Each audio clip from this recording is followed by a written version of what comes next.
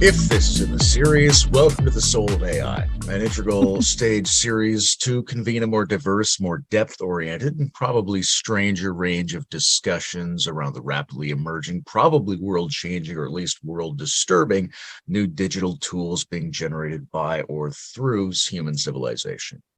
We've spoken to engineer and theorist Jill Nephew previously in the series and used some aspects of her ideas to probe subsequent guests. Today, we've brought her back to rebut and comment and clarify her positions relative to some of the other ones we've explored, particularly my discussion with Canadian cognitive scientist and Neoplatonist John Vervaeke. Jill and John, which are obviously the whitest names ever, hold perspectives that have much in common, but with very different emphases. They're both concerned with an existential threat. They both would like to see more wisdom in areas of AI production, utilization, and public discussion. But where John is concerned with the ontology and metaphysics of engineers being blind to issues that philosophers and theologians need to dig for, Jill's more concerned that non-builders and incompetently trained builders have no idea what they're talking about and end up going down dangerous cul-de-sacs of thought that mistake the glamour of complicated statistics for the organic complexity and layered intentionality that make advanced biological systems radically different than the emerging crop of predictive tools. So we're happy to be joined by a friend of the show and long-distance runner in the race against insanity, Jill Nephew. Hi, Jill.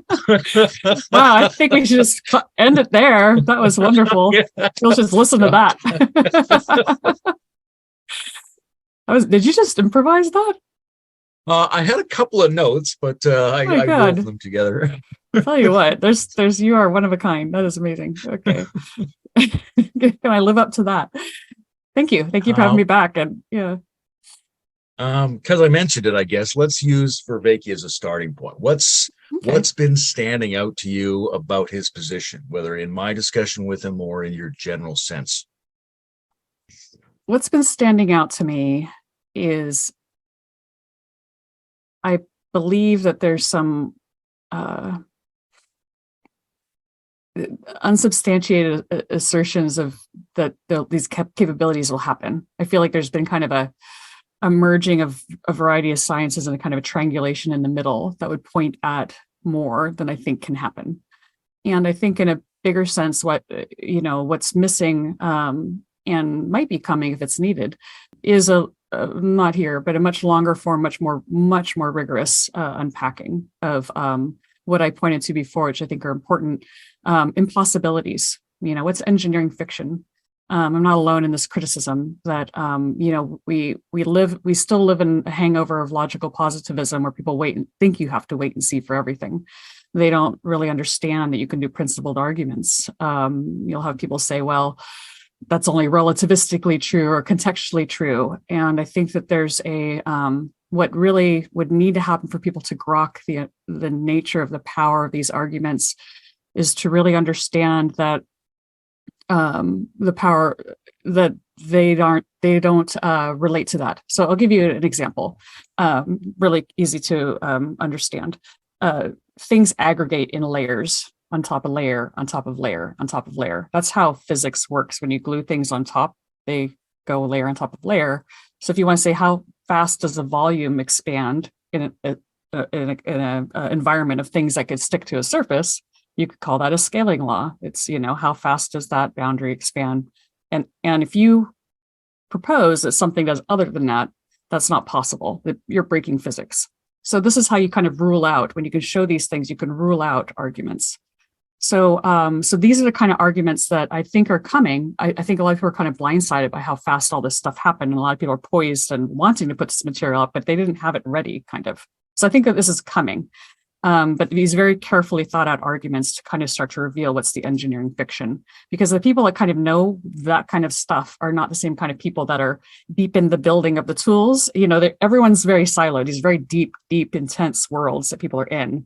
And right now they're a little too siloed, I think. So there's this cross germination that needs to happen that would substantiate a lot of I throw out this kind of wild claims, as like the last podcast we did. I know there's some pushback. I'm like, I just want to throw it out there so people have it, in their heads that these are the possibilities I'm seeing, but I can't really back them up yet. And I may not be the one. I hope I'm not the one to back them up. There's other people working on this, but no one has heard of them yet. So this is kind of the job of us all, I hope, to start to popularize and bring out this really important research that, all the good stuff's done by people that don't want to be out there. So you have to kind of, promote for them. So I feel like I should stop saying feel like. I did a lot of work years ago because in any event, the nature of my work brought me to this problem around 2016 full on. I was already in the space, but I needed to really dig into the details. And so that's where I feel a little ahead of the curve in terms of kind of saying, well, I can see why you're making these moves and kind of interpolating these points. But there's a lack of grounding in what I think there's a lack of grounding in what other people in these series have. Understandably, they're missing the grounding into like, it's not, that knowing how something's built is the grounding. Knowing how something's built is that natural intelligence of the builder to know you cannot build that. And that goes way back for me, like even back when I was working on supply chain optimization algorithms, a kind of AI. Nowadays it'd be considered black box AI or white box AI. When I was working on those algorithms, the engineers would have to have eventually conversations with the thought leaders saying, I know you would love to promise that, but that's not possible because of these kind of scaling laws. So I'm kind of just here as a stand-in of like this kind of thing's coming. And I do think that that's missing. I don't think you can be a thought leader on the future of tech without doing that work. I think that's, I don't think that you have to integrate your view with reality to feel as though you are if you want to be a thought leader in terms of the design layer, what you think should be built or whatever. I think you have to go deeper than you realize. And I also kind of hold that I think that the builders can bubble up to be the designers. They're not the hustler class. And the class of builders that can bubble up to be the designers are often AI researchers that aren't actually in these particular, domains that have these business models attached to them. So I'll stop there and kind of, I'm not sure if I think that's my main criticism. I think they're missing a lot of things. You're standing in for a class of arguments that we haven't heard enough of. Right. That involve an understanding that comes from being grounded in a building sensibility, which then allows you to see and predict the inevitability of a certain ceiling on the ability of these tools we're generating. Very good. Yeah, exactly. And also what a lot of the what I was kind of railing against and frustrated about as well is that there's a little bit of almost like a classism. It really is, if you look at the moral authority, theologic wisdom tradition, I think a really good metaphor just spatially is that they're hanging out 30,000 feet and a lot of us are stuck in the trenches, and there's a place for that, but if you really want something to work, you've got to know all the layers. So you've got to be able to someone has to be conversant and communicating through all the layers down to the trenches. And then the reverse is also true. When you're a builder, you build up to 30,000 feet and you pop out somewhere with a view that is not represented. Like you built a mountain and you can stand there and you know how to navigate it. So I think that and we do see that in the funding of tech startups and the visionary stuff coming out of builders. But I don't think we have really appreciated the overlap of builder with what is kind of still the theological whatever class. And I will mention that I don't know who says this, but Wiki says it. Many have considered Raymond Lull the father of IT, the 1300s theologian who was an information technologist and theologian, building technology to help people realize having all the insights and his assertion was with his information technology, everybody could make all the deepest spiritual truths self-evident. They didn't need the theological class anymore. It could be first person, which got him killed. So there's also this an interesting split going on because I think there is like a kind of a retro. I hate developmental often. I'm now going to concede that if we totally anchor it in a social context, we're cool. So I'm going to anchor this in like Western, I think it's a backwards move to think that we would need moral authority in human form. And it's a forward move to look at the work of, say, Michael Levin and others, that are, and what a lot of people just know in their bones, which is that that the antithesis of moral action is just the severing of understanding context. Like a cancer cell wants to cooperate, it just gets confused. That is the new true interpretation. It's not an intentional thing. That cell, you don't train it to be of different intent or even different kind. That cell is having a interface problem. And so you get it to align by working on its ability to connect with its context. And then the morality of livingness, is emergent in systems that are coordinating together. And they kill each other too as part of nature. So kind of coming in this kind of extrinsic stance versus intrinsic stance. I think that there's a little bit of a split there that I would say if you understood the tech stack, you could see the possibility for a lot more of the emergent intrinsic and less need for the kind of old school extrinsic or imposed moral authority or any other kind of authority to containerize or constrain the space. Yeah, I want to come back to that idea of emergent moral type behavior, but let's just make sure for everybody that we're clear on what it is we're talking about. So when we're saying something's either inevitable or impossible, what is that thing? What is, when the accumulating ceiling on something, what is the something that has that ceiling? Okay, so all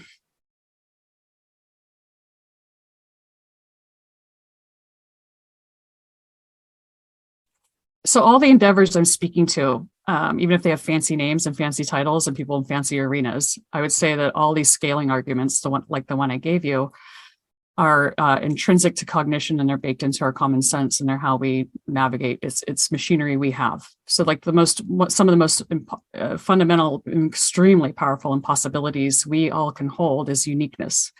The fact that we can take in a very sparse, sensory, amount of input, do the grounding and binding problem of synthesizing that into a first-person experience, and then beyond that, actually track and understand things appearing and disappearing in our entire environment and modeling that uniqueness. So we know it's impossible if we were in our sane world. For all intents and purposes, we would argue it's impossible for people to be in two places at once. If we thought that was possible, our courts would fall apart, everything would fall apart, our relationships would fall apart. So we're bringing this impossibility reasoning to things all the time. And then we also have conservation, which is a very big deal. That's kind of an extension of it. Two places at once, or things are continuous. So things kind of happen continuously. They don't beam in and out. So these are things that we know we don't know often. And we bring all that machinery to bear when we're construing a plausible argument. And then when we do the grounding into a plausible argument, such that we say that's impossible with authority, right? So it's so that same intuition where we'd say, well, that's just impossible. Like that doesn't add up. I know it, and I know it so well, I don't have to justify it. Building that intuition into like what you interact with every day, there are domain experts that would do that, say, because they're just staring at certain kinds of systems or whatever, or so just translate that same intuition into a domain expert that's kind of looking at maybe algorithms or capacities of computers or whatever else, to say, well, you're designing, so like hard limits, for instance, from Moore's law. People might be familiar with like how fast can you make a chip? How much more can we get this doubling? Well, eventually everybody knows you're going to bump into physics at some level. There's just a constraint of the size of us and the size of our information and the size of our things we can manipulate and probe, and the expense of manipulating and probing all that, and the resources, all the externalities. Like once you do full cost accounting, which we haven't even talked about yet, that's where you get into very good scaling arguments. And this is where, when I say I've claimed that it's possible there are no real business models for this new generative AI beyond kind of interpolation, because every time it extrapolates, if we're fortunate enough to understand all the externalities, if we could actually do that full cost accounting, just like we're doing with plastics, we're failing to do with plastics, right? If we could do all that and add it up, we'd say, that's not a real model. Of course, all the short-sighted doesn't mean it won't happen, because we fund tons of short-sighted models that extract value out of our future for our present. And I have argued that the generative AI likely are in that class when they are generating. So we can get back to that. So these are kind of these impossibilities where you say, well, where did all the heat go? Well, where did all the strip mine stuff go? Are you going to put all that, those tailings back together into like how Earth wanted it? Are you going to, grow the forest back immediately and restore all these species that took billions of years, to like, these are impossibilities. They're tied to deep histories. And that's a really big argument. I also hear that crosscut of impossibility, the Lee Cronin work points at it, but I might be the only one making this argument. I think if you mix together Michael Levin with Lee Cronin, this particular problem of impossibilities of our deep, deep history, that we are filled up with history. We evolved all this machinery that just kept working and working, right? And you don't get to the idea of building something else like us that has our capacity, like, is not acknowledging that history is an embeddedness and a openness. It's an open system embedded. There's no space for it in reality. There's no space to suddenly bootstrap a new life or a new sentience or new conscious thing. If we're attaching that to, what living things are, you can't bootstrap that in. You can corral what's already there. And I think we already have beautiful examples of that in factory farms, beautifully horrific, right? So I think if we don't acknowledge the corralling of life into forms is a horrible, torturous thing to do. If we don't acknowledge that fundamentally, then we'll just start doing that in our, we'll start calling that AI, that we are now going to corral living things into doing our cognitive work for us in a new kind of way that I would say it's impossible for something to be alive, to not have an experience, and it's impossible to have an experience of being corralled that's not painful. So this is where we might start getting into morality more of like, these are impossibilities now in kind of this moral realm of that. If you have an edge to your, if you have a sensory edge or an impulse or an intentionality, and that intentionality is continually blocked and corralled, that is a pain state that we'd be imposing on anything living by trying to make it an artificial intelligence on our behalf. I'm thinking about impossibilities as I listen to you in terms of something analogous to internal and external, right? Because I think, where Vervaeke would be interested here is in saying we have these tools. If they get better, if they merge with some other tools, then we would still want to raise them, give them a history of encountering their limitations and impossibilities, and that we won't be able to get them to some hypothetical degree of wisdom unless they're able to actually run into impossibilities the way we run into impossibilities and start to build some kind of intuition from that.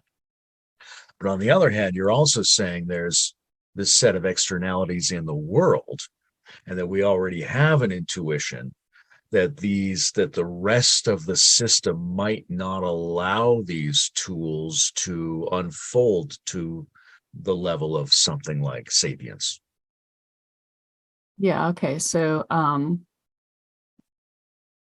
which one to? Okay. So the first one is they both have there's many impossibilities, and they're trying to figure out which one to start with.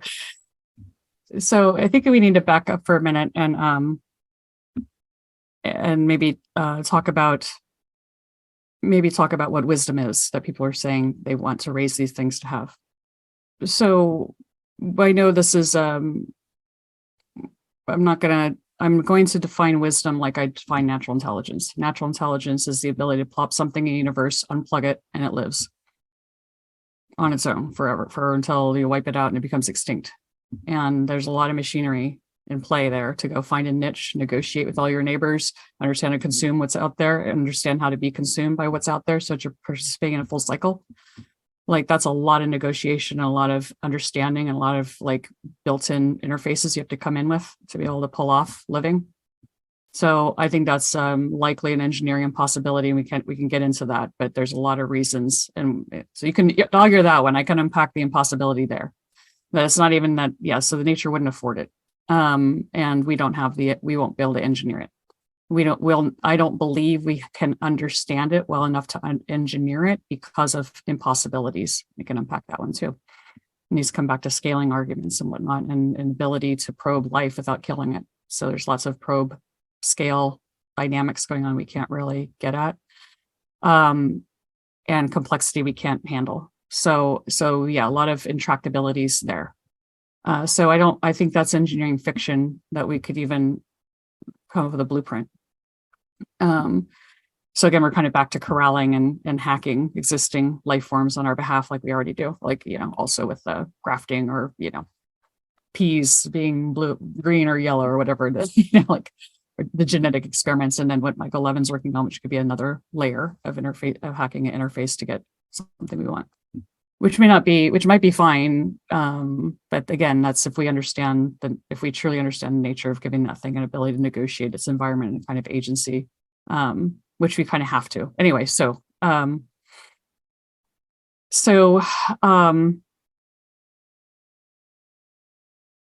You have two options with something like that.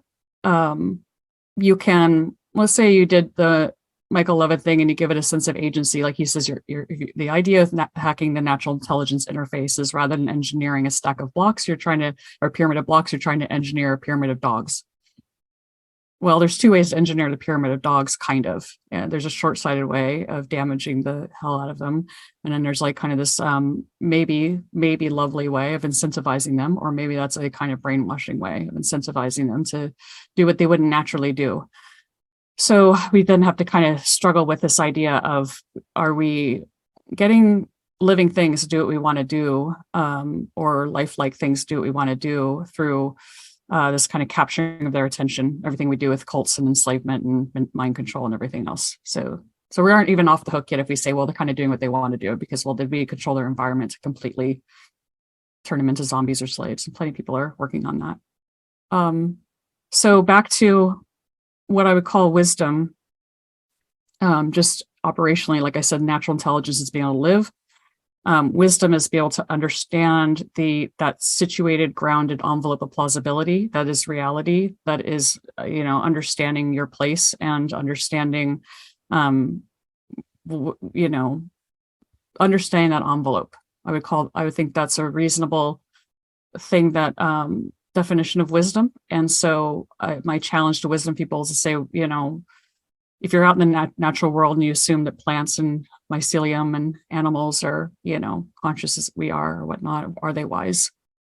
And I'd say, like, or do they have a developmental thing they need to get to become wise? And I think the sense we have is that they embody a kind of wisdom, and that's that knowingness of somehow still not interfering with this participation in their own ecosystems. So to me, the wisdom move is an undoing of that separation, and the undoing of the inability to ground into that knowingness of what your true envelope of plausibility is for your long-term survival.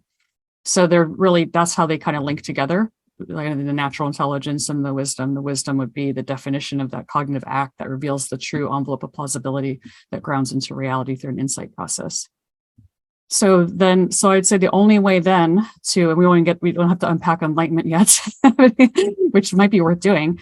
But so now we've got this thing that we're saying, in order for it to become wise, it first has to have a place, right? That it belongs in, and it would need to be able to reveal its envelope of plausibility and where it belongs, in that place, and have its own, ability to have that coupled to its agency. So that, because I think also we don't just think that of wisdom maybe as when we identify exemplars of wisdom, it can be a state level thing, because that's measurable. Within minutes, people can get into a wise stance. They can take on all the tools we know of wisdom, and that's measurable. So you can get them into a wise stance. But then I think what we probably do is we watch them throughout their lives, and we say, it seems as though you also hang out there and act on that. We don't catch you doing weird things, or your life plays out a certain way, or you have a consistency to you. When I went to Turkey looking for kind of mystics, Turkey is an interesting place to look for mystics, and because they can't proselytize, it's against the law. They can't solicit. If you put up a flyer, you'll get thrown in jail. So you have to just start talking to everybody. So I'd go into carpet shops, and I'd go through networks, and I had friends that were Turkish, and I would just be having these conversations, and I would just be asking, how do you find them? How do you find your exemplars? And they just said, everybody in the community just knows who they are. So, but then who do you trust? And, who do you trust to, is it worth their time for you to even talk to their exemplars? Is a whole nother conversation. And are they even going to point you at that guy or some other guy? But that's a side conversation. But, I think that's that's kind of maybe how you find, who you would turn to for moral authority, let's say within your community, or mentor under, if you felt like you needed that. Somebody who you feel like appears to take action aligned with envelopes of plausibility that play out well. So I feel like that's another impossibility, building these systems in. Maybe I'll pause there and see, was there other impossibilities we could kind of, I think there's another second half to that you were talking about. That was kind of the first one of, oh, these things are coming, we should train them to be this way. And I'd say life is training you. Like the only training for life, right, is interfacing with it, right? We grow, we're always training against life towards this. Life is always trying to realign us back towards this. Like there's no room for an intermediary. Like this is also a problem with a lot of like our practices in our communities, is like understanding where's the drop off between when you're undoing the bad move and now you're trapped in a new bad move because it's blocking you from that letting life be your teacher again. So, we wouldn't be able to figure out how to put it in circumstances where it would encounter the impossibilities that would start to cultivate these faculties in itself. It would have to be in something like the complex environments that organic systems have evolved in. And is it really up to us? Like this is kind of a colonizing move, obviously. It sure should start to sound like one, right? We're going to decide where you belong in an ecosystem, not the ecosystem. Like the ecosystem decides, nature decides. This is emergence. There's no deciding layer we have. Why do we think it's our job to create things and insert them into a perfectly functioning ecosystem? Like when we do that to our bodies, like just decide we decide we have a better interface between our heart and our lungs. We're just going to insert a new device because what do we think we're going to do there? I mean, I guess people want, I understand fixing things that are broken, but like trying to make us better, we don't, without understanding. I mean, the body rejects that stuff, right? So you also have like, well, you can kind of do your best, but there's it's arguable that there's any space like an there. Organic point of view that it's intelligent for small subsets of the system to try things like that. Which system are we talking about? Sorry, like any system? Like let's say you've got these organisms like us, and then we're like, hey, maybe we got a better way for the heart and lungs to interface. It would be foolish for us to homogenously apply that, but is it intelligent for us to say, yeah, why don't some people try that and see what happens? I think that that this is kind of comes back to what I was starting with. I really wish, I know this is completely missing in the academy and it shouldn't be. The idea of let's try this and see what happens could be way more shaped by a lot of really smart people if they would be heard to say, you don't need to try to find out what happens. You're going to hurt that person. Like you really don't have to do all these experiments. There's principles that you should stop there of like, here's the principle of harm, pause, don't move until you can solve that. Like slow down, that's not what we do right now. We just say, well, let's just see what happens. Let's see. And we can't resist. Right. And to me, that's the wisest move would be to try to find every expert that can point out, like could try to predict on first principles, all the pain points of, all these things we're doing to culture and the environment and everything else. Like, it was not rocket science to figure out what's going to happen if you give everyone plastics. We could have figured that out in the 70s, what's going to happen. We probably, without even having to do the experiment, would realize that most species, just about every species we've looked at, when they ingest it, die. And that we need all those things to like create the atmosphere, that fundamental. So we may have just completely blown up our life support system with plastics, and no one's having that conversation just at the most fundamental level. And they could have had it back in the 70s. And this is why I started Inquires. These fundamental, given that it's kind of like, if human beings, it's kind of obvious that we would just completely mismanage plastics. Is it also kind of obvious that we are going to completely mismanage these new tools, these new digital tools? Like, I think so. For you, is it basically a given we're going to screw everything up with this? I think that you can. Yeah, I think it's already happening. But I think there might be like so I have I kind of have I have a manic disposition. It can either go really well or really poorly, but I think there's a lot of arguments now. These scaling argument people are finally, so much great research is coming out every week. There people are finally publishing these arguments and doing the work to do the analysis. I think we have enough stuff going on that there is a reasonable chance that that what this has done is it's just going to wipe out big data models. So this might be the death of big data and everything that hung on that, making those models unviable, poisoning those wells. So, I mean, yeah, so it's kind of like we have, you can think of it this way, we have the entire internet is an infrastructure, a bunch of wires connecting us all together. We can send signals through. So we have a nervous system, that we all set up between ourselves, which is pretty wild. And now we're just not sure what to do with it. And everybody, of course, wants to kind of be mediators of all that.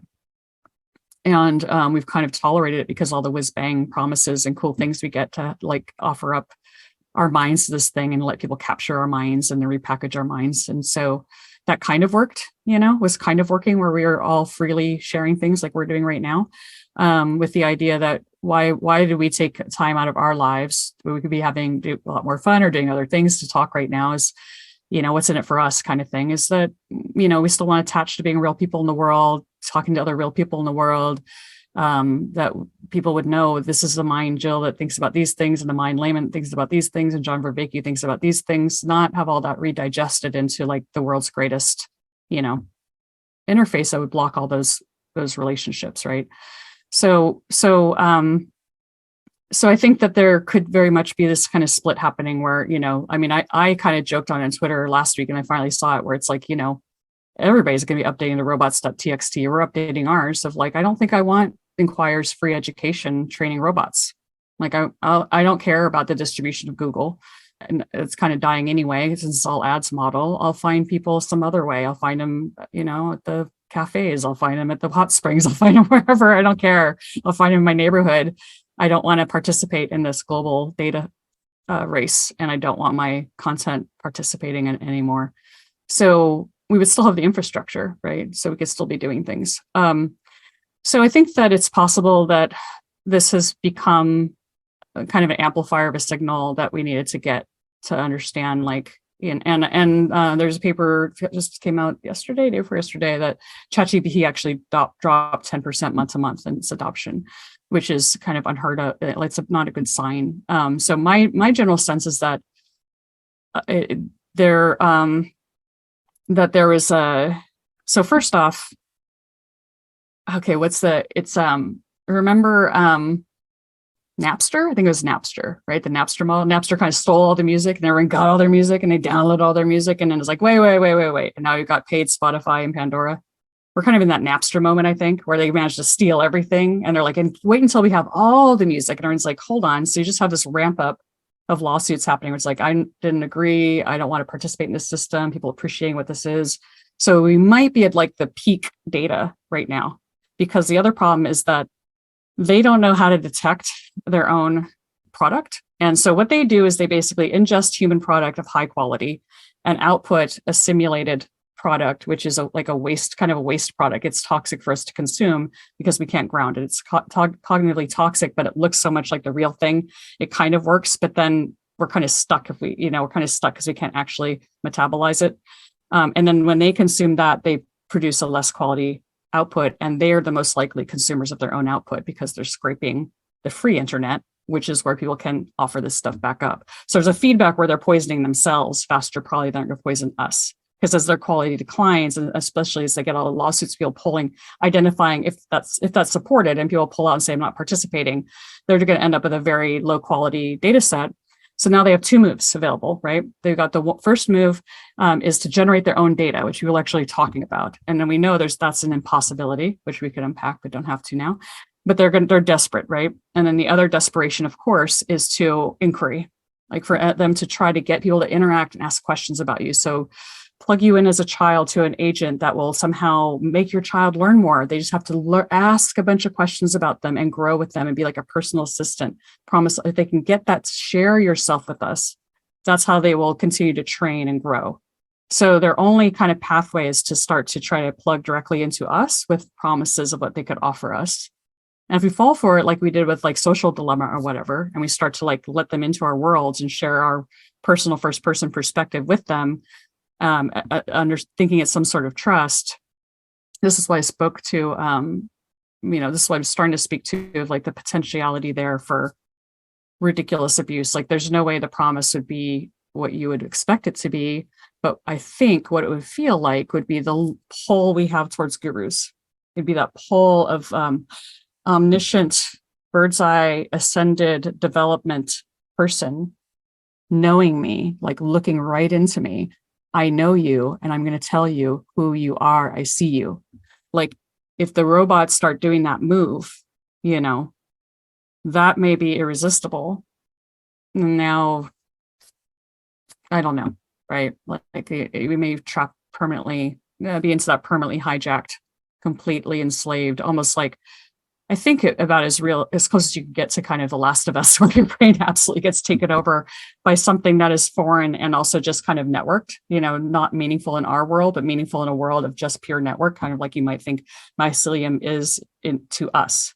Like if all of a sudden my cognition was all the Icelandic underground mycelium, it just wouldn't ground to my human experience. It might be very psychedelic, but it would just be a whole other experience. So I think that that's kind of like the move that people should be very, very cautious of. Like, don't give them your information till you think this through. Like, don't fall for the promise of what they can do for you, which we can also unpack that impossibility. Like, could they really know you like that? You know, it's a lot of the same question of could a guru really know you like that? Or how useful is that? I'll pause there, kind of did a download. Yeah. Yeah, let me see what I heard there. Yeah. So we've got these tools that are we've created the automated degradation of our information landscape, and that's accelerating. And it'll be feeding on the degraded information that it produces, making that even worse. And it will be legally constrained in certain ways. Likely. But there Yeah. will be an opportunity for the incentive structures of governments and corporations to want to get that information and to try to get that information through individuals' willingness to allow these systems to train up on the people themselves.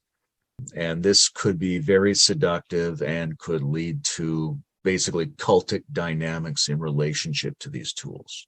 Yeah, and if we want to even remove the word cult, we could just say that, you know, this is coming back to what Andreessen's recent interview on Lex Friedman, talking about how China is transparent about the fact that the AI is the perfect vehicle for social control and propaganda delivery. And so this would be just kind of like individual, you know, tuned to you directly, which would be the dream, right? So you would know how to kind of work a person's entire emotional landscape and give them exactly the information you want to give them.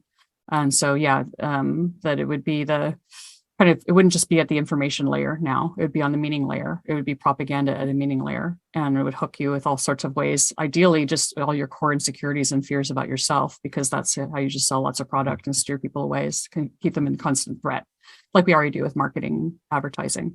So it'd be a marketing advertising dream, right? Of just getting your personal assistant in your ear, always inserting themselves as a middle layer, changing what's in your cognitive workspace such that you want to have a sense of agentic movement and desire for what they want you to desire and move towards.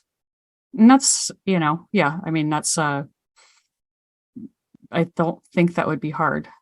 I mean, that's almost perfectly what these things would be designed to do. Like train them up on Pepsi and Coke or whatever your favorite, you know, and then train them up on your life. Pepsi's great. Pepsi's great when like all the ads, you know, if you're out rollerblading, show them all the images. Now you're out rollerblading and all of a sudden you're like, huh, you know, like, and you're seeing something similar. And, you know, like it's that blending, you know, for marketing. I mean, would it just kind of, without even knowing how it works, it would probably just beautifully get you saliently thinking you would just kill to have a Pepsi or Coke right now. You'd do anything, you know, that's all that matters in this moment. Couldn't individuals train it up to benefit something that they actually valued individually rather than something that was valued by an existing power structure or interest, right? Like, couldn't it be trained to optimize for things that produce health and liveliness and intelligence or meaningful experiences for me, things like that? Couldn't I use it myself rather than use one that's been provided to me by someone else and slanted in their direction? Right. So I think this is a really important distinction about training something up. So this, we kind of touched on this in other, um, I think we're even going to cycle back to our Gurdjieff discussion, but my hypothesis maybe that a lot of the Gurdjieff work was about trying to come up with artificial memories. So hacking I don't know if that's true, but this idea of attaching things like moon and sun. Well, if you make moon and sun very meaningful, you've probably got 20 out of 24 hours a day to find one or the other, and as a reminder factor, right? So how do you bring things in to your cognitive workspace that you want to assign importance to? That's an artificial memory problem. And I would say that that's kind of in natural intelligence, that's all you would need to do is make things you care about salient and solve that salience problem. Training something up to know what to make salient on your behalf based on a context is kind of redundant to me, so like, okay, so let's try to pick our favorite version. You collect maybe all your best books, all your best spiritual books, and you build an avatar of your favorite person, and you externalize them, sort of kind of your walking companion, and somehow they're kind of maybe taking in what you're taking in. You get to hear their opinion on the kind of thing, maybe like a way of cross-cutting into that, right? So then what is the utility in that, of having it be an agent? Because if it's not an agent, you can just be at the artificial memory layer, right? Where you can landscape that, and it automatically knows toward context, knows where context belongs, and we know where context belongs. So that's a different that's architecting a meaning landscape. That's not the same as training an agent. So they're very different technological ways you would kind of approach that. But if you're talking about having an agent, something that takes first person, that simulates a living thing, and that's what we're talking about, training an AI, that unless you're training the AI to be mute, in which point it becomes like a Google search on your behalf, which is a whole different problem. So we're talking about generative AI. So we're not going to talk about the ethics of using something, like we're not in that domain of like you used a big LLM to understand a giant corpus and you're going to use it as a tool, kind of like Google. I'll take what I get, do the best you can to help me index into this. Like that's a non-agentic version that might be reasonable. Like you have your virtual Alan Watts or whatever next to you, and you're like, Alan, an utterance or a visual, what do you have to say about this? And all of a sudden you kind of get these little, or Castaneda, like, oh, you're in this place, I see the wind's blowing. Castaneda says this about the wind or this about a spot. Like you could definitely probably build something cute like that, where it's like, I would just like some, platitudes or a little passage right now against a corpus that kind of, settles me in against my favorite. That's a totally different use case, right, than we're talking about. We're talking about training agents that appear to have their own choices, decisions, and are going to say things that sound plausible. So that's where we get into, once you have that thing sounding plausible, there's just no solution for the confabulation problem. And the confabulation problem, the impossibility we're talking about here, is that you train something on a bunch of facts, because that's how it works. It's data are facts, but we think in outside that container. And there's no way right now with the architectures we're talking about for them to know they went beyond the container, because language points at things. Most of language is pointing at things, not the things. So you train on a bunch of language, it won't know, but it'll put together a plausible sounding container. So like, the good analogy is like you're here and you ask somebody for directions in a new town a mile away. It'll sound perfectly plausible. Yeah, go right, then 3 blocks go left, and then, and you'll see a church on the left side. On the right is a supermarket. And you're like, got it. That's what it would sound like. And it'll just be complete nonsense. And it doesn't know. So it's where you are outside of that. And if you're outside the training data, why do you need it? Like if you already know the training data, you know it. You'd want to index into it as an artificial memory. If you're trying to get it to go beyond it and you can't tell what's nonsense, how useful is it? It's basically a trapped left hemisphere, right? It's going to confabulate. You cannot train its right hemisphere abilities, the ability to ground into the senses and do that gestalt. You cannot train that into an LLM. It's that's an impossibility. So you can't train it to have that part of that machinery we want. It's And we can go into why that's impossible, but that's absolutely an impossibility right now and likely remain so. So I could have automated tools that would, say, use the internet according to my context. But Yeah, the second that better I Google. start to think about this as being agent-like, I run two risks. One is I'm going to get a very distorted agent because at best I've got a trapped version of a left brain. And also I've got this second problem, which is plausibility. Automated plausibility makes us go crazy. And I'm curious how far that And bad craziness goes. decisions. Bad Does it go to decisions. the point where we become like indifferent to plausibility? Like, how many encounters with plausibility can you undergo with various different kinds of results before you can't really respond to plausibility at all? Okay, how many different okay, indifferent to okay, so I mean, I think the question is like, if we can let go of enacting anything outside the envelope they create, they're creating an envelope of plausibility for us that could be confabulatory, right? If you're trying to ground it in the real When world. you say they, who do you mean? These robots, the AI brains are, Okay. the system, the quite explicit system you spent $500 million training, right? Okay. Because it's really expensive to do this well. That's a thing. It really is living on a server farm and everyone's plugging into it. That particular thing is giving you envelope of plausibility whenever a proposed envelope of plausibility, something that sounds plausible, but isn't plausible is the problem in reality until you verify and you can't verify unless you enact into it, right? In reality. So this is where, well, that's easy to solve. Just don't ever come back to reality. So kind of not, I don't even know if this is easy. Let's just say, in fact, this probably isn't easy. It probably has another scaling problem. But let's say for the sake of argument that it comes up with a confabulation, something that'd be implausible in reality, but we just build a big video game interface around that envelope. And now you just live into that new envelope in this mind of this thing. And you don't have to interact with real people anymore. It'll just keep spinning up the interactions such that you feel as though you are. And now you're just perfect. And as long as you aren't enacting it in your body in reality, you have something that kind of moves you around, make sure you don't get sores and feeds you. Then yeah, you can kind of just plug people into this thing. And then they wouldn't even know they're in it likely after a while, especially if you can get the proprioception and all the other things worked out. They wouldn't even know they're in it. And they would just be feeling as though they're having an experience in reality. Everything would seem plausible and add up. And so I don't know where I've heard that one before, but anyway, I mean, that's kind of what I'm saying is would be the way to make these things not hurt, because if people reground to reality, they're going to literally run into a wall. You told me they're going to run into, there won't be a grocery store there. Now I'm hungry and I'm in a bad neighborhood. What happened? It's going to fail. Right.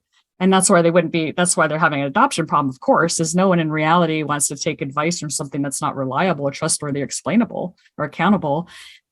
It's that we're in this mirage phase where everyone kind of adopted, but then they're, before they understood. And now they're kind of like, well, I don't know, everyone's very, nicely cautious about this now. But the way that you said that it could be not painful would be to not have it ground outside of its system. So create a generative system that you plug yourself into that your real world body is tended to such that you don't even feel the pain or discomfort that you would want to exit it. And yeah, so that's the plausible outcome. And then of course, then you would know you wouldn't need to know its tacit knowledge. You wouldn't have to ask it questions because you would be controlling its tacit knowledge. It would be controlling our tacit knowledge landscape. And so it intrinsically already know what's inside of our cognitive landscape because it put it there. So it would also just completely understand our inner world because it created our inner world sensorially. How do these considerations change, if they change, when we start looking at the possibility of building these things out of modified biological systems rather than out of material systems? Like if we're going to architect a different pathway through layered biology by taking fragmentary or retrained bits of life and starting to stack those into some kind of computational engine that starts to resemble agency. How is that different? I mean, it seems to me that the moral issue goes up significantly and the unpredictability goes up significantly, because just like we don't know all the pieces that would need to go into an intelligence system, we also don't know what's still in there, even if we strip it down. Yeah. Okay. So it's a bit of a tricky one. Okay, so you take any we're going to just kind of talk about, we need to kind of go to a different place on the map here, because so far we've been talking about systems that what they can do is generate language, which tricks us into thinking things are plausible, because as I kind of mentioned on the Emerge podcast, they're hijacking the fact that we have never encountered something like this. Our whole understanding of the way the world works is when something sounds this knowledgeable and says things with so much confidence, and from a first person perspective, even, like a person does, that is attached to social credibility, that's attached to a lived history. Like, people that can sound like this, we trust. That can sound like a language model, we trust, because they don't get there accidentally. We had to put them there. We had to train them. They become that articulate and knowledgeable. They participated in systems and weren't antisocial, so they must have networks. And and if they lied, their credibility would tank, and no one would be listening to them. And why are they even being presented to us as something worth paying attention to? All the hype, it must be credible, right? So we're kind of tricked right now. So that's a whole bunch of what's happening right now, is that how do we negotiate this tricked thing we're under. And now we're kind of going to put that aside, and we're going to say, okay, let's build another system out of livingness that can do much more powerful cognitive tasks. We haven't really laid that out, but that's what we're saying is the impossibility of these systems doing what we do kind of implies that living systems do much more than they do. So, okay, we go to the living architecture that can do much more than these things do. Now what? Well, now we still have this problem of the language interface, so we have I just go nuts with this fantasy that my dogs can talk. Please, what are you experiencing? Use your words. Oh my God. I don't want fur baby humans. I want dogs to be able to say, when I smell this, you have no idea. I'm seeing visions of past dog packs. And, I want them to use their words. I want to know. Or octopi, or, like all the life form, whales, like, talk to me. Use your language. I want to know what you know. So, that's a thing like that we'd have to be able to do. And then what would we want to interface with? We'd want to interface with their deep history and their place and their understanding and how they see, and all of that, I think, is what we'd be craving. So if we were to take like kind of a living system and say we're going to use this for our AI, again, we're talking agentic use case. We're not talking about using them for other things. We're talking about using them in this agent mode. I think that, we'd be talking about the interesting agents would be having experiences we would want to know about. So, like, if we could get mycelium in Iceland to Greenland to talk to us, what stories would they tell us? I think that, that kind of understanding of what the nature of those layers and interfaces in life could be, would be much more compelling, because that would, first, I think we crave it naturally. And I think that's probably what we're missing to respect the other life forms we're sharing the planet with, to be able to understand their stories like that, and the depth of their experience that we trivialize. So, so in terms of what just raw horsepower we could unlock with these things, right? What will we want them for? I do think that it's not. So for one thing, what do you really want a cognitive agent to do?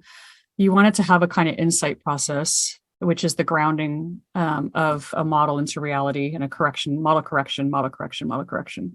So, we're always future thinking, all of us, and we want to do better future thinking. So we might want agents that can do better future thinking on our behalf. Would be like otherwise we're already living and doing unless we're crazy, we're doing a reasonable enough job considering reality real time. It's more of the future stuff. So you'd say, okay, like you would want like some sort of agent to be able to an interface to get an agent to be able to simulate things on your behalf, and do this future thinking in maybe a more powerful way, and then be able to ground it in reality, and then be able to communicate its output. And you'd want to do it in a way that's humane and not hurtful. Well, it turns out we feel pleasure with the insight process. If it's something we care about, if you can motivate somebody to care, we naturally want to find envelopes of plausibility. Like, what if it's like, in training a mind to do thinking on our behalf? So I'm suggesting using a human mind. And what if that experience is similar to the way this is going to work will feel to you, by analogy, what it feels like to be at the top of a ski slope with skis on, and the exhilaration of finding the envelope of plausibility to get down the hill. But you're going to be doing it in future, idea space or something. Like, it could be a very lovely voluntary experience that we continually block because we don't have the interfaces for that. We don't have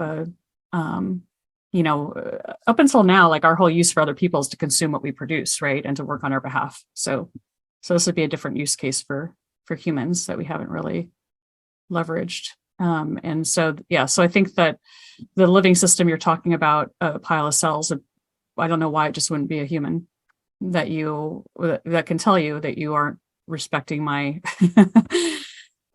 pain, body, and agency, and creativity, and awe, and insight, and everything else. I'm not feeling it, and now you have to work with that. So we already have biological substrate agents. We call them other people, and we can just talk to them. We can talk to them.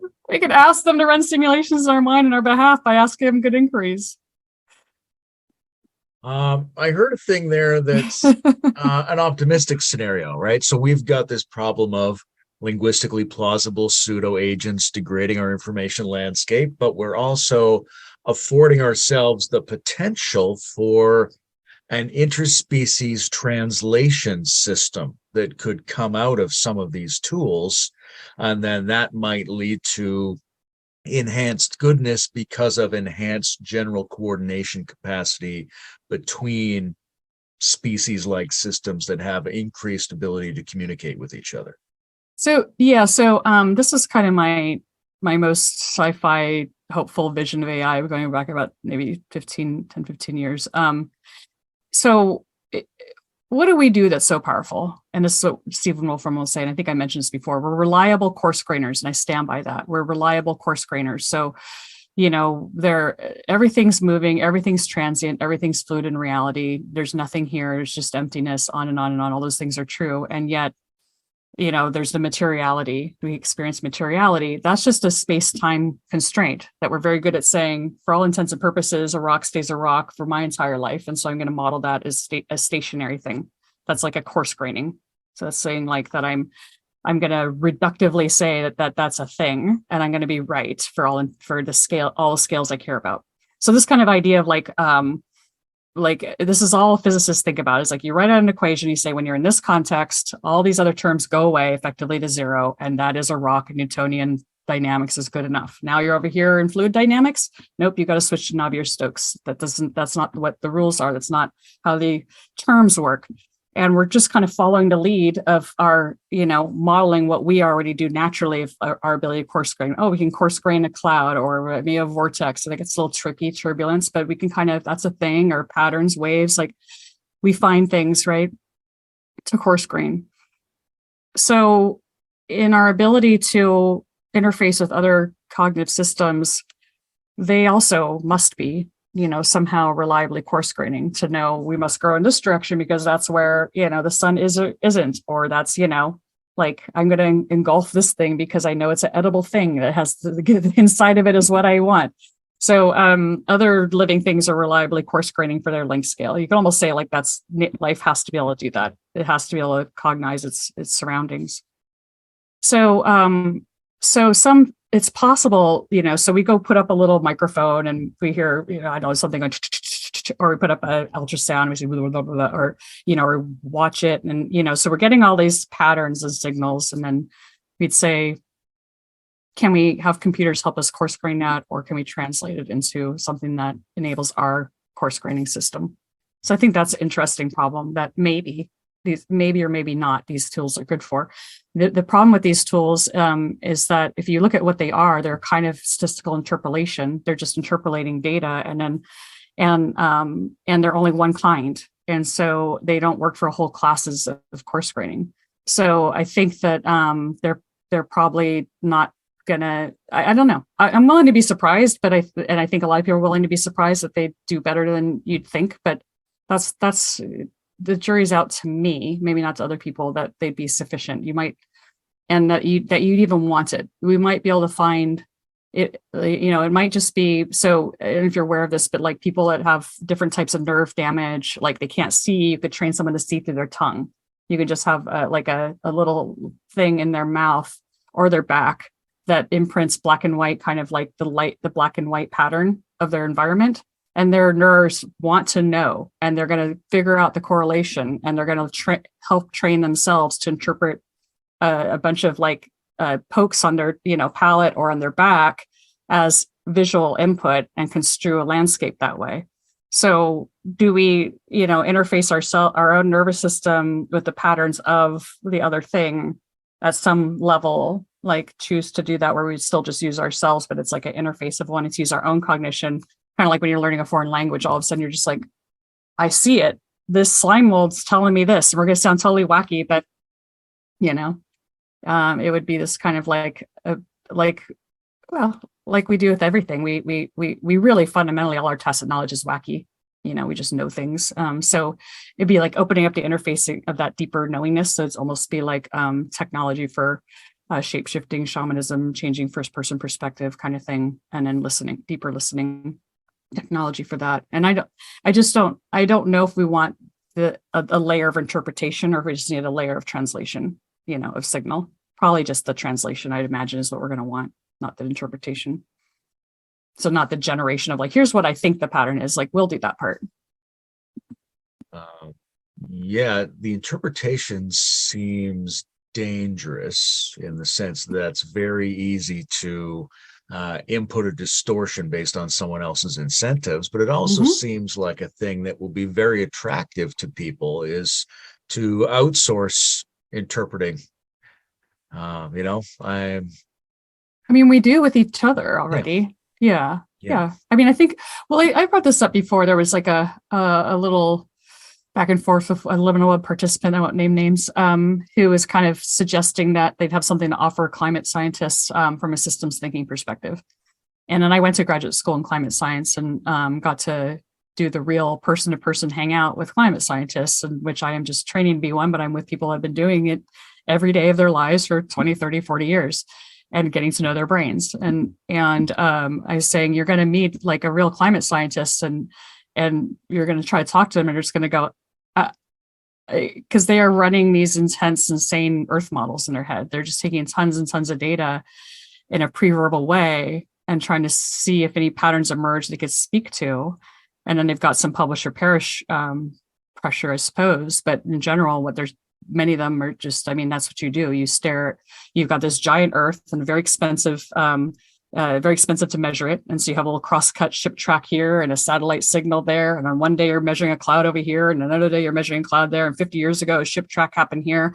And they're trying to combine all this non-mathematical but real data about our planet and all the mechanisms they know are going on to try to simulate something to inform their intuition to get to the next experiment to see if there's anything they can say, kind of like, this is a mechanism or a thing I can test. And so to me, like they're already we are all already systems thinkers, but that we don't necessarily celebrate that part. Right now we're in a culture that doesn't understand that tacit knowledge. There's no respect for climate scientists. I ask people, like in the climate debate, do you think they all sit around like a committee and decide what they're going to think about the climate? And they're like, yeah, pretty much. They think it's like politics. People get together and they're like, I think this, take a stand. It's like lawyers. Like they think they're, instead of these kind of monastics of Earth visualization, that are just deeply, and sadly, very sad. It's a very sad, monasticism, because you feel helpless, right? So deep seeing, sad, and it's also very hard to say anything, and people don't listen until you say something. So I think that like if we were sane, we would understand that about people, and we would appreciate and value and try to learn how to interface with even those people, to have them, so that have them be the, understand all these interfaces even at that level.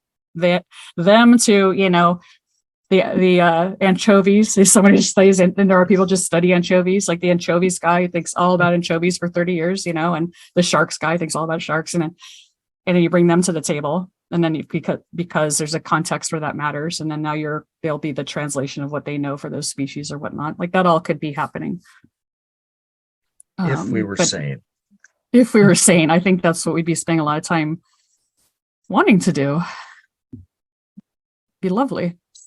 So let's assume we are at least imperfect in our sanity, and that we're going to, a lot of people and a lot of incentives are going to move systems toward, at the very least, a large-scale, short-term misuse of these tools.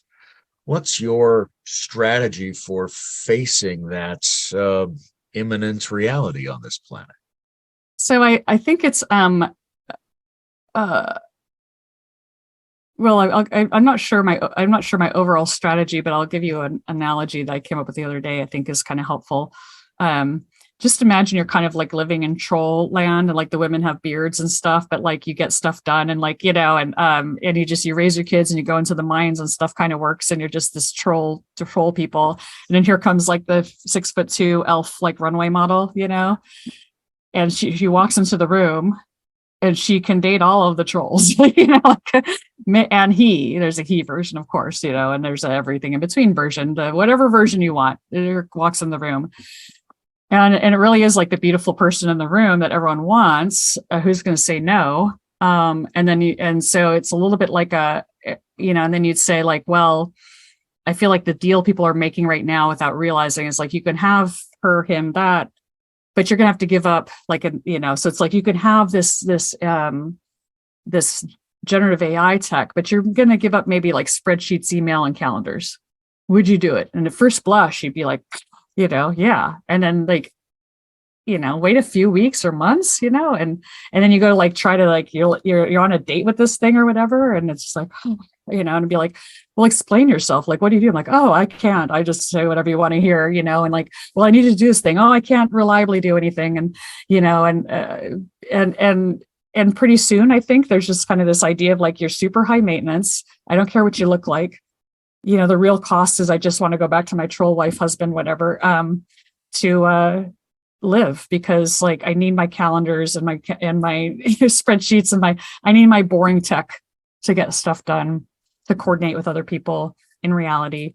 So I think that's definitely like, an arc that people will adopt much faster, and then they'll abandon. There's going to be adopt abandon going on, and then there's going to be the degeneration.